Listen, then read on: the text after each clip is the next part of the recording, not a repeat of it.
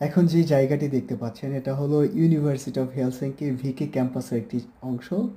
এই বিল্ডিংটাকে বলা হয় বিল্ডিং।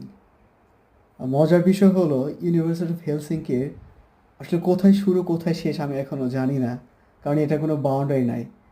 আমাদের ঢাকা ইউনিভার্সিটির মতো কোনো বাউন্ডারি নাই এখানে।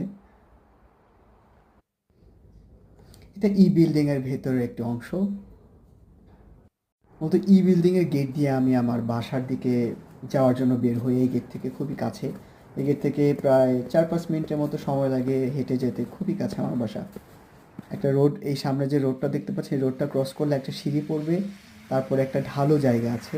সেই ঢালু জায়গার উপরে আমার বাসা, মোটামুটি বলা যায় ছোটোখাটো একটু পাহাড়ের উপরে আমার বাসা। এই সিঁড়ির পরে যে এই ঢালু জায়গাটা, আমার বাসা উঠতে এই জায়গাটা প্রচণ্ড রিস্কি।